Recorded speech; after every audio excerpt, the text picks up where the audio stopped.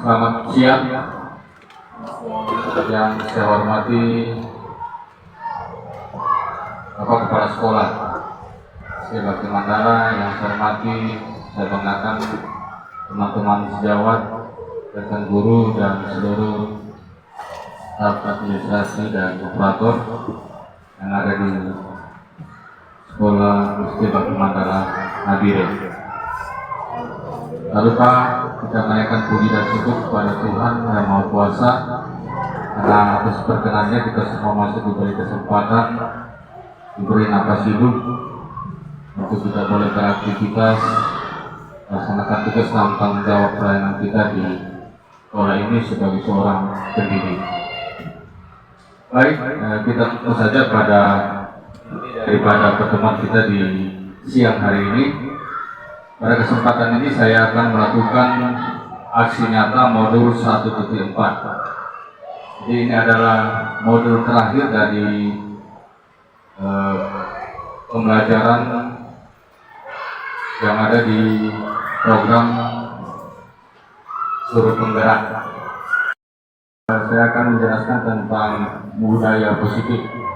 Sebelumnya itu ada modul 1.1 itu berbicara tentang filosofi pendidikan berdasarkan pemikiran Ki Hajar Dewantara.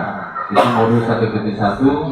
Lalu di modul 1.2 di sana tentang peran guru penggerak. Lalu modul 1.3 kemarin kita sudah melakukan aksi nyatanya, yaitu visi sekolah yang kita tuangkan dalam visi dan prakarsa perubahan. Nah, pada kesempatan ini saya akan memaparkan materi tentang modul 1.4 yaitu budaya positif. Saya tidak perlu perkenalkan diri lagi. Saya adalah salah satu dari 10 orang calon guru penggerak angkatan 7 Kabupaten Nabire. Dan saat ini fasilitator saya adalah Bapak Dr. Andes Fernandes Manik, MSI. Beliau berdomisili di Timika sebagai seorang pengawas SMP.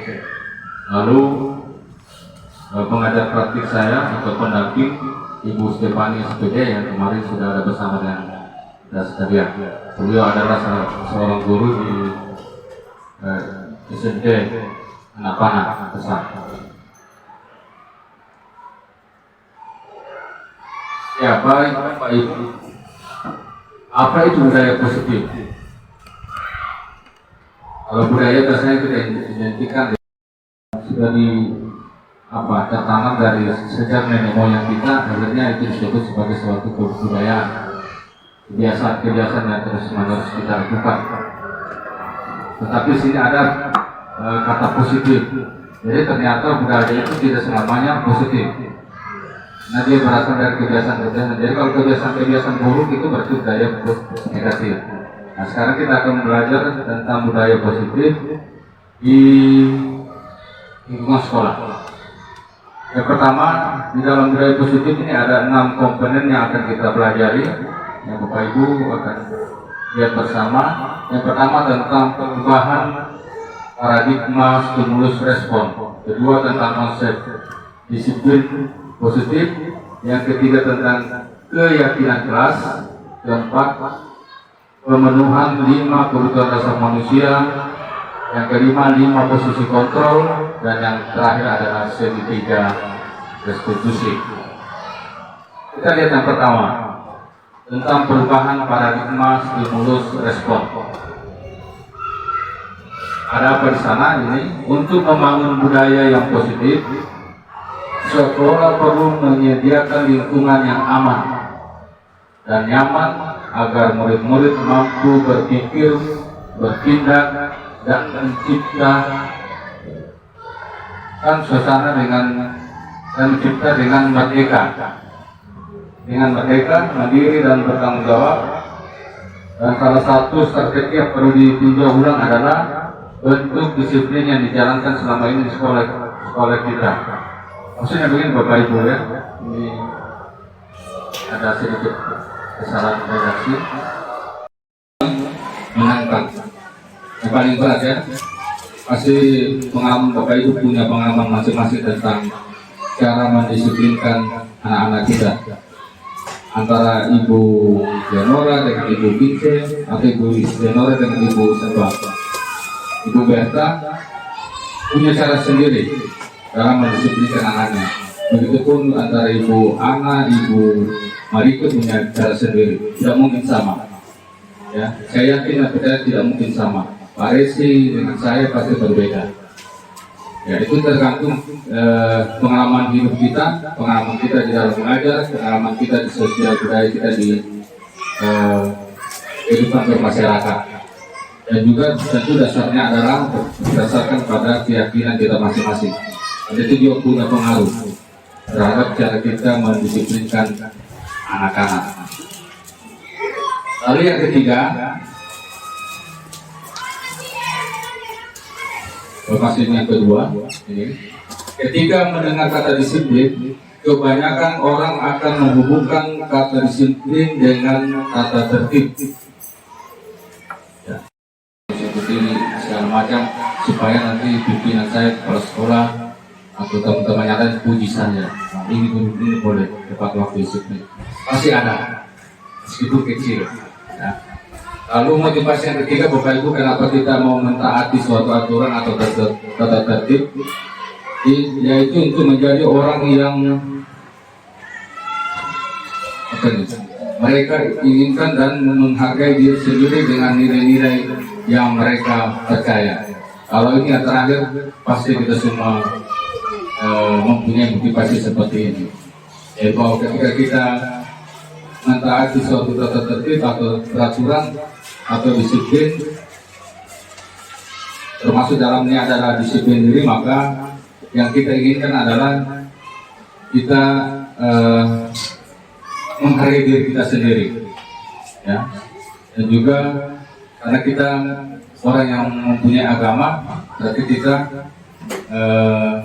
mau melakukan apa yang diajarkan oleh ajaran agama kita, yaitu melakukan hal-hal yang kalau sebagai guru ya kita memberikan contoh yang baik terlebih dahulu kepada anak-anak kita, termasuk di dalamnya adalah mendisiplinkan diri kita.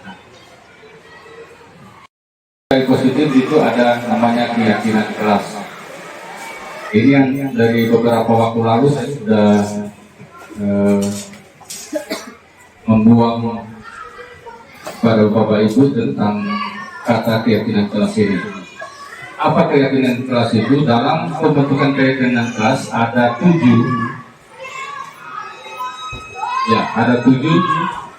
hal yang perlu diperhatikan.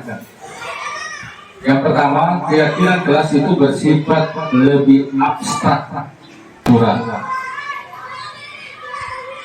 Keyakinan kelas itu juga dia lebih rinci dan konkret. Abstrak dan konkret ini sebenarnya dua hal yang berbeda, tetapi kenapa dia keyakinan kelas itu bisa memuat kedua-duanya, yaitu menjadi kelebihan daripada keyakinan kelas. Nanti Bapak Ibu di dalam proses penyusunan atau pembuatan keyakinan kelas ini nanti tidak bisa langsung Bapak Ibu praktekkan.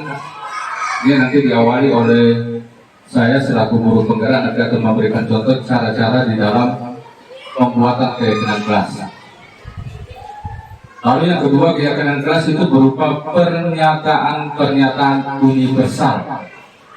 Apa maksudnya universal? Artinya dia berlaku secara umum, menyeluruh.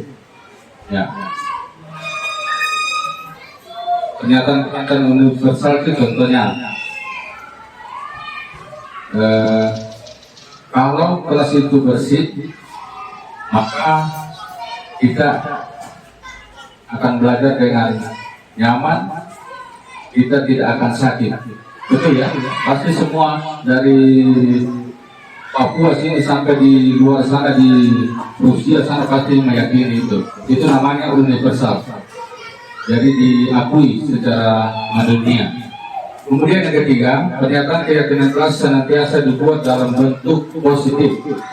Nah, Bapak Ibu kemarin saya sempat singgung perbedaan peraturan kelas atau tertib kelas dengan keyakinan kelas itu terletak di sini.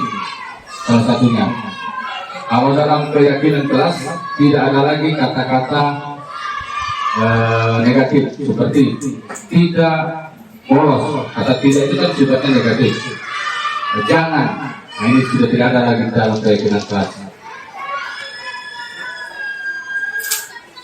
Kemudian yang keempat, keyakinan kelas hendaknya tidak terlalu banyak sehingga mudah diingat dan dipahami oleh semua warga kelas. Masing-masing punya keyakinan masing-masing. Jadi tidak sama. Dulunya kalau tata tertib kelas dari kelas 1 sampai kelas 6 sama. Kalau sekarang di dalam bentuk keyakinan kelas nanti bisa berbeda masing-masing sesuai dengan keyakinan dan nilai kebajikan yang Bapak Ibu sepakati bersama anak didik Bapak Ibu. Jadi pasti akan ada masalah nanti ke depan. Misalnya dari kelas 1, 2, dan 3 ini kadang-kadang anak ini kan belum bisa berpikir seperti kita orang dewasa. Dia tidak tahu mana masuk dengan keyakinan kelas 1. Nah ini nanti adalah sesuatu yang agak membuat kita harus berpikir ekstra untuk anak kelas rendah ini, kelas 1, 2, dan 3. Dan kemarin di dalam forum diskusi antar kami CGP, memang SD ini selalu mendapat perhatian yang lebih besar karena dari tingkat pemahaman anak-anak ini sifatnya masih dasar sekali, belum terlalu banyak kosakata atau pemahaman yang mereka miliki. Berbeda dengan anak SMP, SMA, mereka sudah punya kosakata pemahaman yang lebih luas daripada anak SD. Lalu hal yang keenam, tentang keyakinan kelas, semua warga kelas hendaknya ikut berkontribusi dalam pembuatan keyakinan kelas lewat kegiatan curah pendapat guru atau kepala sekolah lalu ditempel di kelas-kelas. Tetapi sekarang Bapak Ibu, keyakinan kelas itu dibuat bersama anak didik kita dalam kelas. Itu unsur utamanya, harus anak didik dan guru itu sendiri. Dengarkan pendapat mereka, sampaikan, kamu maunya apa? Kalau datang ke sekolah, masuk dalam kelas itu maunya seperti apa? Pasti akan banyak pendapat mereka. Kalau yang sudah bisa ngomong apa, pasti saya maunya Pak Guru belajar itu tenang, tidak ada yang ganggu, tidak ada yang pukul. Saya maunya tidak ada yang lari-lari. Nah, nanti akan banyak variasi seperti itu. Nah, bagaimana mengartikan atau membuat keyakinan kelas itu melalui pendapat seperti itu, nanti ada tahapannya, ada prosesnya, ada prosedurnya. Dari kalimat yang panjang itu tinggal jadi satu kata. Misalnya, saya tidak mau lihat teman-teman datang mengganggu pada saat jam pelajaran, pada saat belajar. Nanti berarti di situ salah satu contohnya adalah nilai kebajikannya adalah menghargai. Ya, kalimat yang panjang itu tinggal jadi satu, menghargai. Menghargai siapa? Menghargai teman yang sedang belajar. Bisa juga di situ ada namanya aman, ada nyaman. Nyaman, kalau teman tidak jalan-jalan berarti semua aman dalam kelas. Nah, nanti kita akan belajar untuk selanjutnya nanti. Dan yang terakhir, bersedia meninjau kembali keyakinan kelas dari waktu ke waktu. Pertama-tama perlu diciptakan dan disepakati adalah keyakinan atau prinsip-prinsip dasar bersama warga kelas. Bapak Ibu, tata tertib yang kita pakai sekarang itu tata tertib yang dari zaman nenek moyang, ya kan? Sama dengan kita punya apa kemarin ini, isi sekolah. Itu kayaknya dari SD di semenjak berdiri SD kita itu tidak pernah diganti-ganti. Ya, tidak pernah berubah ya. Nah, apalagi yang namanya tata tertib pasti seperti itu. Oleh karena itu Bapak Ibu, nanti dalam keyakinan kelas itu sewaktu-waktu kita bisa tinjau kembali, bisa dalam sistem periodik per semester ataupun per tahun pembelajaran. Yaitu pemenuhan 5 kebutuhan dasar manusia. Bapak Ibu, di dalam konsep pemikiran di hajat Dewantara, ternyata kita manusia ini punya 5 kebutuhan hidup, 5 dasar kebutuhan hidup. Semua tindakan yang kita lakukan di dalam kelas harus dapat menciptakan sebuah lingkungan positif, aman, dan nyaman. Dari keyakinan kelas yang telah disepakati bersama, akhirnya terbentuklah yang namanya budaya positif. Seluruh tindakan manusia memiliki tujuan tertentu. Semua yang kita lakukan adalah usaha terbaik kita untuk mendapatkan apa yang kita inginkan. Ketika kita mendapatkan apa yang kita inginkan, sebetulnya saat itu kita sedang memenuhi satu atau lebih dari satu kebutuhan dasar kita. Jadi Bapak Ibu, ketika budaya positif itu, keyakinan kelas itu sudah dibentuk di dalam kelas, maka tujuannya adalah bahwa ya, apa saja kebutuhan anak-anak diri kita lihat di slide berikutnya. Nah, ini ada 5. Yang pertama, kebutuhan untuk bertahan hidup. Siapa yang tidak mau bertahan hidup sih? Bapak Ibu kerja untuk apa? Kita itu bertahan hidup ya, mencari uang, lalu uang itu diberikan beras dan segala macam supaya kita bisa hidup. Tidak ada yang bekerja untuk sakit, tidak ada. Itu yang pertama. Satu kebutuhan hidup. Yang kedua adalah cinta dan kasih sayang. Bapak Ibu, ada yang tidak membutuhkan cinta kasih sayang? Kalau padanya dengan Ibu Sri yang masih bujang-bujang itu, butuhkah tidak? Butuh. Ya kalau butuh cepat-cepat sudah. Apalagi padanya. Di kita ini dia butuh cinta dan kasih sayang. Bayangkan Bapak Ibu, pasti Bapak Ibu dan dulu kita semua pernah jadi murid, ya. Tidak mungkin langsung jadi guru kalau tidak jadi murid dulu. Pasti ada pemikiran, masih ingat-ingat tuh guru yang killer gitu. Ada guru yang penyayang, ada guru yang jahat. Ya. Sebenarnya tidak ada guru jahat, Bapak. Hanya karena kita tidak bisa bahasakan sosok guru itu, akhirnya kita kasih guru itu jahat sekali. Dan tidak. Ya sudah memukul ya. Membicara juga takut salah, ya seperti itu.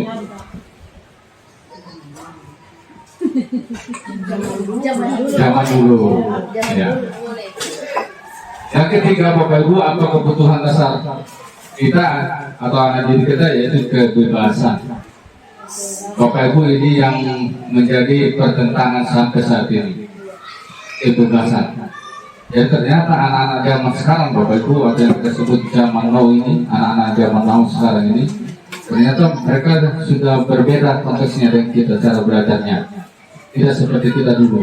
Kalau dulu tuh waktu nawang seputar beda belakang, apa yang guru sampaikan di atas ya kamu ikut semua. Tidak boleh ada yang bikin gerakan tambahan yang lain. Kalau guru ajar tentang ikan, ya ikan saja yang diperhatikan. Jangan pikir tentang belut atau tentang buaya.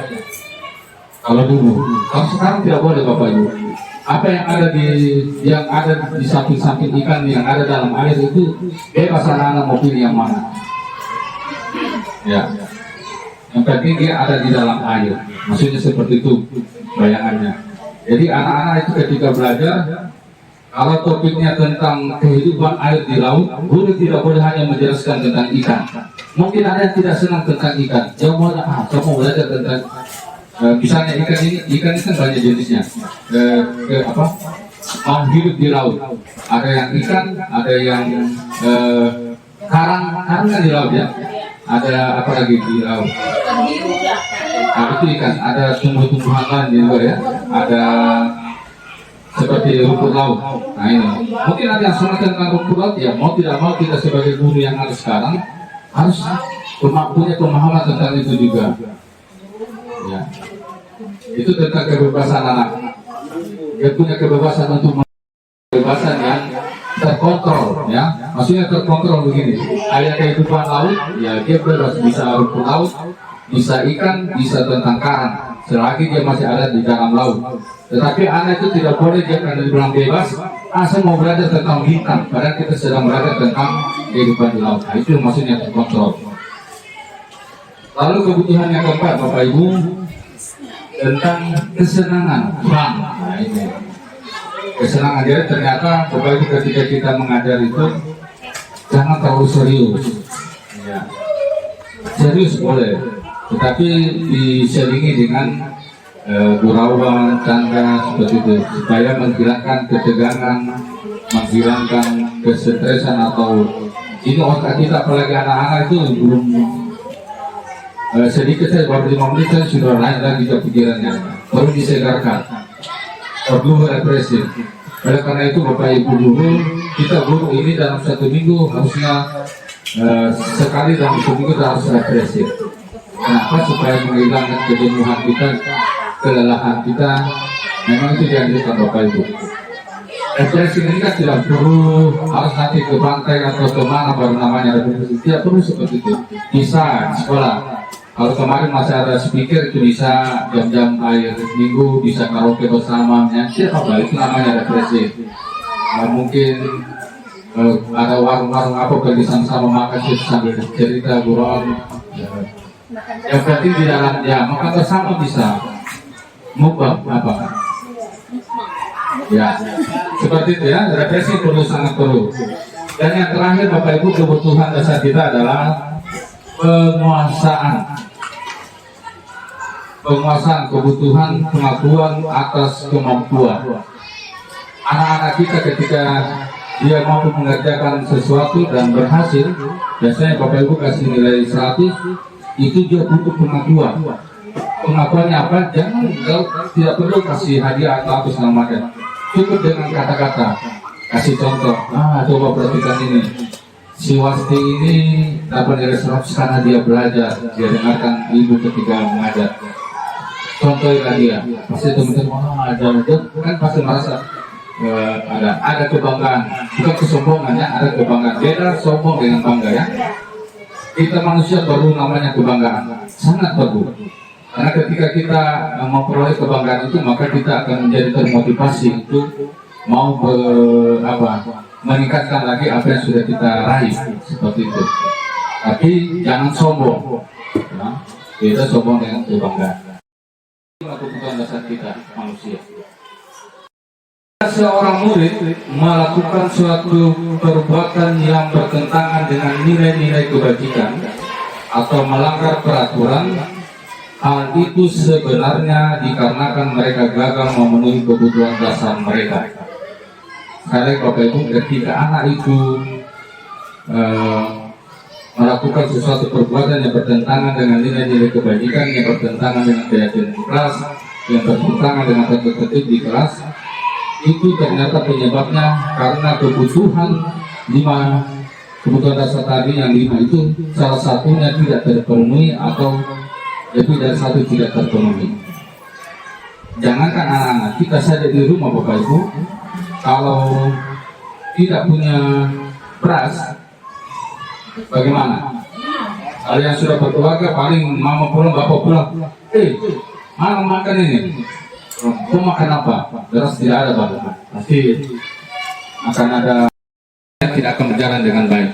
Dia akan melakukan hal-hal yang bertentangan dengan kesepakatan kelas ataupun keyakinan kelas ataupun aturan yang Bapak Ibu sudah buat. Jadi sekali lagi, ketika anak itu melakukan sesuatu yang bertentangan, Bapak Ibu jangan langsung dikatakan memang kau nakal, tidak boleh. Pasti ada kebutuhannya yang tidak terpenuhi. Nanti bagaimana caranya, metodenya, tahapannya supaya kita tahu bahwa ada kebutuhannya tidak terpenuhi, nanti ada caranya. Salah sebut nanti 5 posisi ya. Iya. Itu. Jadi biasanya kalau jam-jam mengantuk begini, kalau cepat banget, kalau apa mata nih kabur-kabur sedikit aja bisa air hilang, itu sudah salah sebut, salah baca, salah sebut. Iya. Jadi 5 posisi kontrol ya. Ya. Melalui serangkaian riset dan standar ini ya, bersandar pada teori kontrol dari William Glasser. dosen berkesimpulan ada 5 posisi kontrol yang diterapkan oleh seorang guru, orang tua ataupun atasan dalam melakukan kontrol. Kelima posisi kontrol tersebut adalah ini yang kemarin Ibu Stefani pengajar praktik sempat singgung di dalam aksi nyata 1.3 kemarin. Yang pertama, ternyata kita guru ini punya posisi masing-masing. Nanti Bapak Ibu bisa sadari sendiri, oh ternyata saya ada di posisi ini. Nanti kita lihat satu-satu. Yang pertama, posisi kontrolnya pertama, kita seorang guru itu ada di posisi penghukum. Ini hukum fisik ataupun verbal. Bisa hukuman itu saya berikan sifatnya fisik dengan berlari atau skop jam atau segala macam. Bisa juga dengan memarahi, memberikan kata-kata yang tidak menyenangkan. Itu posisi contoh seorang guru. Jadi kalau seorang guru selalu menghukum ketika anak itu tidak, maka ada di posisi ini. Saya juga pernah ada di posisi ini. Pernah berarti sekarang sudah tidak. Lalu yang kedua, ternyata guru posisi sebagai teman. Bagaimana ketika kita berada di posisi sebagai teman, itu guru memposisikan sebagai teman. Biasanya kata-kata yang keluar itu cuma tidak bantuan yang Bapak berikan selama ini. Biasa guru kalau salah, kamu ingat tidak? Bapak selalu ajarkan tentang apa? Ibu selalu bilang apa? Ya, biasa kita bilang seperti itu ya. Pernah tidak guru, Bapak Ibu guru ajarkan kamu seperti ini?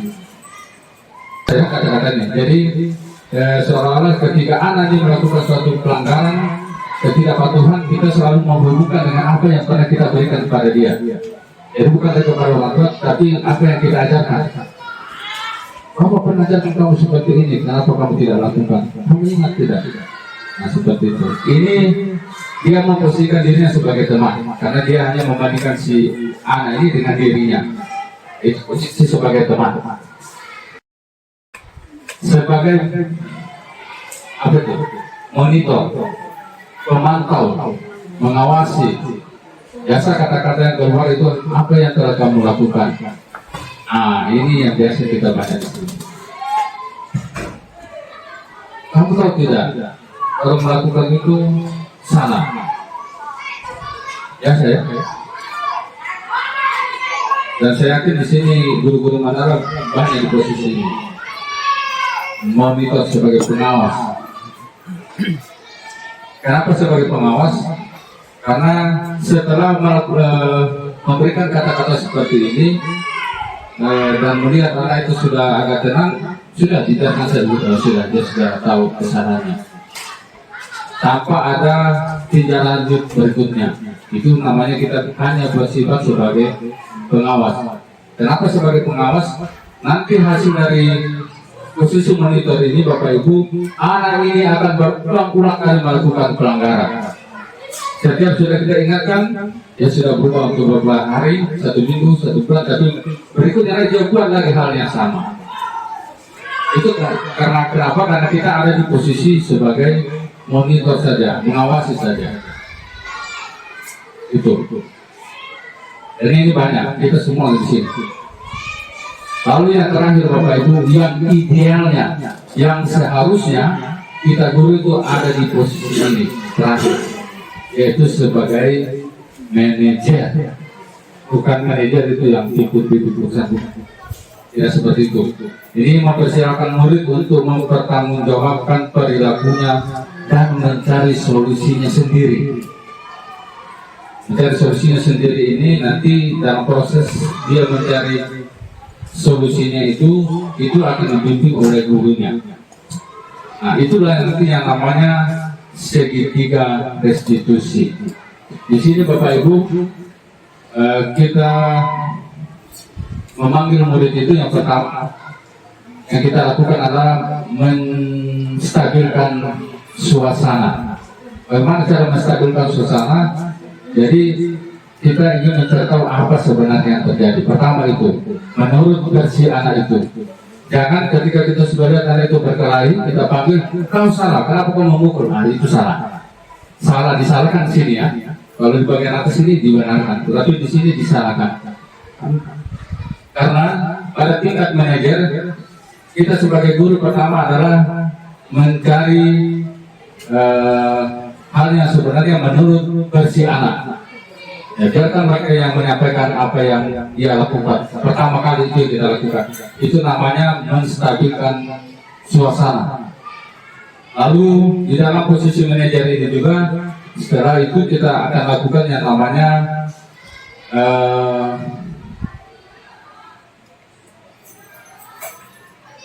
anak ini kira-kira dia melakukan apa, dia tidak memenuhi keyakinan keras di bagian mana. Nah, kembali lagi Bapak Ibu, sebelum masuk di bagian posisi kontrol ini, keyakinan keras itu sudah harus ada dibuat, supaya anak itu tahu, oh ternyata saya tidak lakukan keyakinan keras yang bagian ini. Misalnya tidak menghormati, pasti dari dalam dirinya saya tidak melakukan keyakinan keras pada bagian menghargai. Setelah dia mengatakan itu, maka tahapan berikutnya adalah kita sebagai guru akan menanyakan, kira-kira setelah kamu tahu keyakinan keras ini kamu dilakukan, apa yang mau kamu buat untuk memperbaikinya. Anak itu akan menyampaikan, kalau dia bisa berbicara maka dia akan menyampaikan, nanti saya minta maaf. Pertama pasti akan menyatakan mohon maaf, lalu saya tidak akan mengulanginya lagi. Jangan sampai tidak mengulanginya lagi. Bapak Ibu harus cari lagi, kira-kira untuk tidak menguranginya apa yang kamu mau lakukan. Biasanya akan ada hal-hal yang dia lakukan di dalam kelas. Selain meminta maaf kepada guru, maka dia akan melakukan permohonan maaf secara umum kepada teman-temannya. Kalau dia sudah lakukan itu berarti dia sudah bisa mempertanggungjawabkan apa yang dia lakukan. Jadi misalnya dia berkelahi sama Ibu Nora, bukan sama Ibu Lenor saja dia minta maaf, tetapi kepada semua teman-temannya. Karena perbuatannya kepada Ibu Lenor itu ternyata sudah mengganggu kenyamanan belajar di kelasnya seluruhnya. Teman-teman juga terganggu karena pada waktu peristiwa itu terjadi pasti semua. Selanjutnya sertifikat restitusi. Bapak Ibu, restitusi itu pasti ada yang bertanya, apa itu restitusi? Restitusi adalah proses menciptakan kondisi bagi murid yang memperbaiki kesalahan. Itu sekali lagi, tadi di posisi manajer, ini yang akan kita lakukan sebagai seorang guru yang salah. Dia akan dengan sendirinya mengakui bahwa yang dia lakukan itu salah. Dan setelah melakukan validasi tindakan, maka yang terakhir adalah menanyakan keyakinan apa yang setelah ia anggap. Maka nanti di situ dia akan menyampaikan, oh ternyata keyakinan ini Pak Guru, Ibu Guru.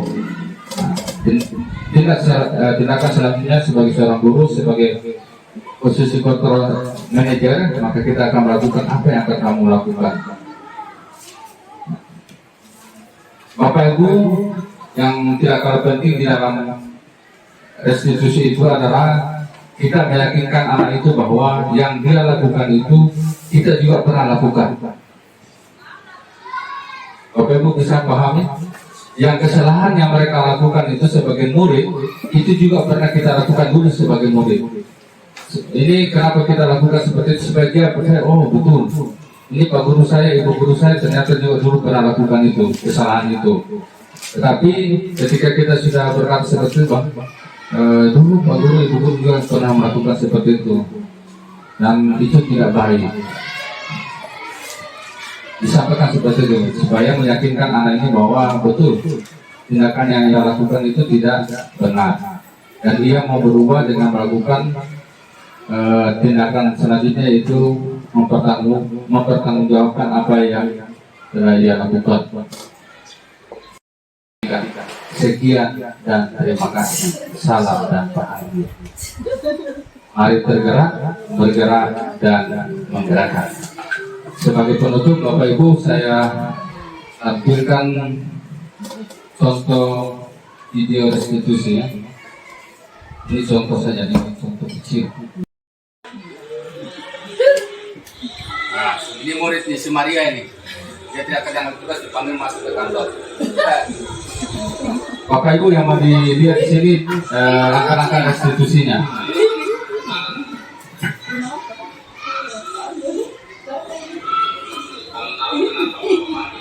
Nah, kamu tahu kenapa dia kamu dipanggil ini? Ya benar. Tapi kemarin sekolah.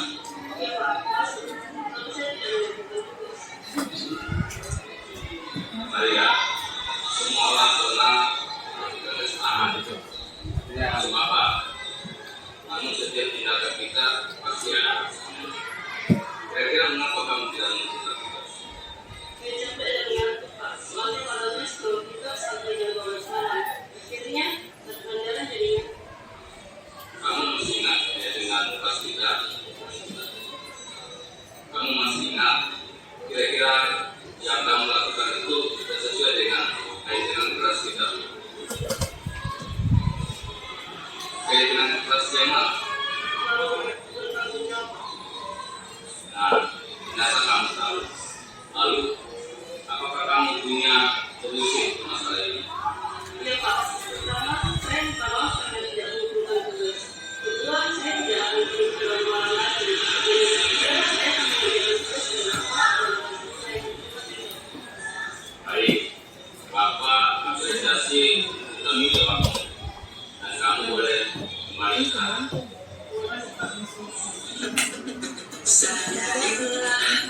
Kasus kedua itu Bapak Ibu bukan murid kelas 6 tapi sudah SMP.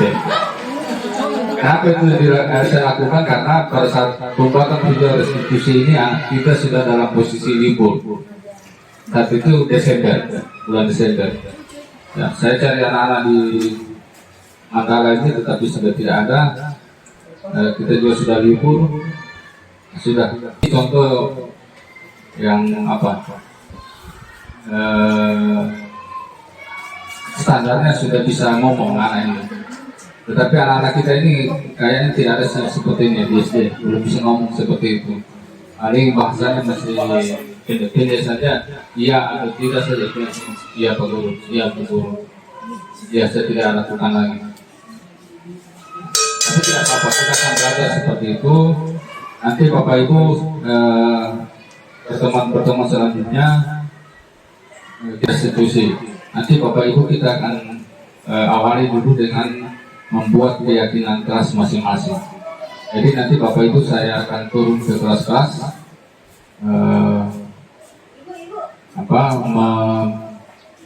melihat bagaimana kita membuat keyakinan kelas berdasarkan kesepahaman kita masing-masing kelas itu.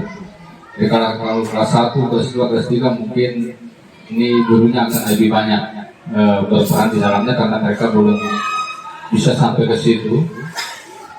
Nah, kemudian yang mungkin sudah bisa nanti kelas 4, 5, 6 ini sudah bisa lebih banyak mendengarkan curah pendapat dari anak-anak didik, apa yang mereka mau dari keyakinan kelas itu. Nanti pertemuan selanjutnya kita akan belajar tentang langkah-langkah restitusi. Ketika anak melakukan pelanggaran, panggil dia, kasih contoh bagaimana langkah-langkah restitusi. Ya. Kalau yang sampai saat ini Bapak Ibu masih pakai tangan, pakai rotan, pakai kayu, saya tidak melarang. Saya tidak melarang selagi yang Bapak Ibu lakukan itu dilakukan dengan penuh kasih sayang. Ya, saya tidak melarang. Tetapi sebaiknya tidak lagi. Ya, saya tidak melarang, tetapi sebaiknya janganlah seperti itu. Kita sudah ada di zaman yang berbeda. Ya. Kita bukan zaman Jepang dulu, Belanda yang harus pakai rotan. Jadi istilah di ujung rotan itu ada emas, itu sudah tidak ada seperti itu. Sama dengan lagu Negur, bukan lagi bertanpa tanda jasa kan?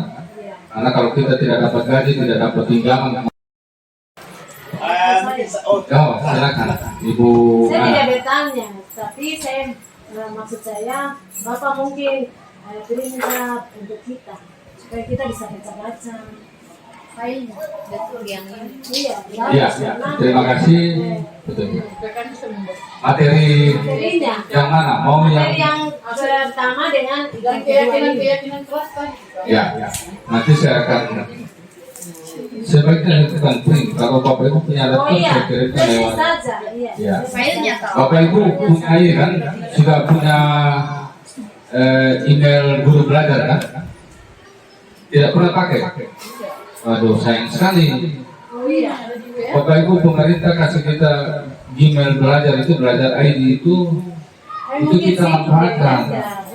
Karena di sini kita bisa simpan data-data kita dengan aman. Oh iya, iya. Itu dijamin oleh negara. Kerahasiaannya dijamin oleh negara. Linknya sudah diambil. Iya. Itu ada di bisa minta di Pak Dani. Iya. Nanti itu jangan bukan cuma tentang materi-materi yang berkaitan dengan pendidikan, tetapi juga biodata diri Bapak Ibu, arsip-arsip Bapak Ibu bisa disimpan di situ. Jadi sewaktu-waktu kita tidak minta-minta, misalnya ada musibah, kebakaran, kebanjiran, lalu berkas-berkas kita rusak, hilang atau terbakar, maka kita punya arsip di email kita. Saya tidak akan bertanya, saya hanya menceritakan kisah nyata dan kita mungkin bisa cari jalan keluar terbaik bagi anak. Ini pengalaman fakta di kelas. Ada dua peserta didik berkelahi. Saya panggil, saya sudah tahu bahwa ini di pihak benar, ini pihak salah. Yang pihak benar ini rupanya dapat buku. Saya langsung sampai, jadi saya hentikan dua-duanya, terus saya selesaikan. Dalam penyelesaian saya minta mereka berdamai. Setelah berdamai, saya tanya yang di pihak benar, Anda tetap tidak membalas, dia jawab dengan jujur tidak. Itu pas lonceng pulang, kedua berusaha di sini wajar lagi. Rupanya yang tidak ada salah, terus dipukul tidak terima baik. Dia pukul dulu baru bisa. Besok saya mau selesaikan, tidak. Hari kedua dia masuk. Kenapa? Sudah diselesaikan, kamu masih berkelahi lagi. Dia jawab dengan polos, kamu berusaha pukul baru stop, kalau tidak bisa. Nah itulah dunia anak. Anak kan begitu. Iya. Adalah kebiasaan yang diyakini bahwa itu sesuatu hal yang benar yang dilakukan oleh nenek moyang kita dari dulu sampai sekarang. Kebiasaan-kebiasaan ini kan bisa dikategorikan dalam dua kategori. Ada namanya budaya positif, itu yang baik-baik yang diakui secara universal berdasarkan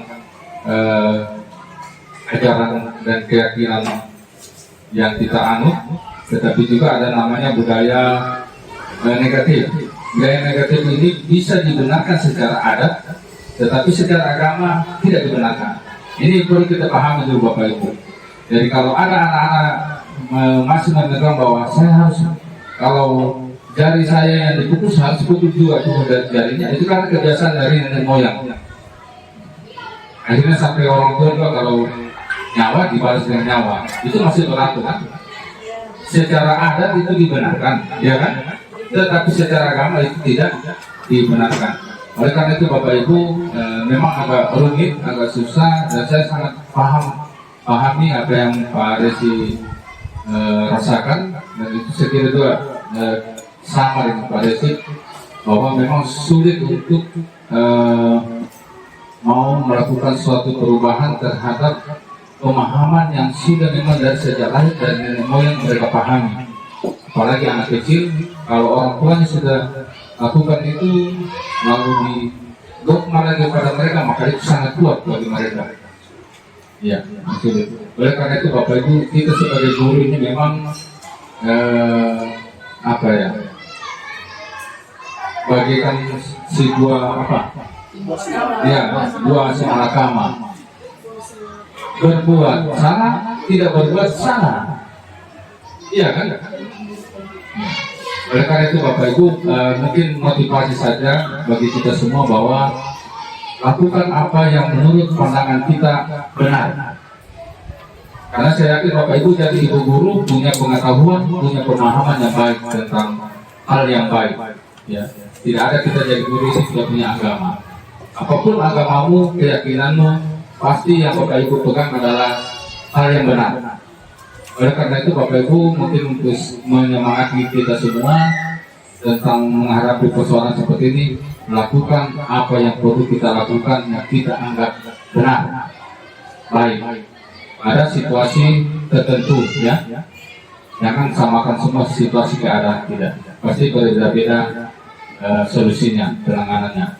Nah, oleh karena itu Bapak Ibu, ketika juga kita mengalami permasalahan seperti itu, Bapak Ibu, kita dianjurkan tidak bekerja sendiri-sendiri, menangani sendiri-sendiri. Sebaiknya lakukan itu dengan cara berkolaborasi atau bekerja sama dengan pertama teman sejawat.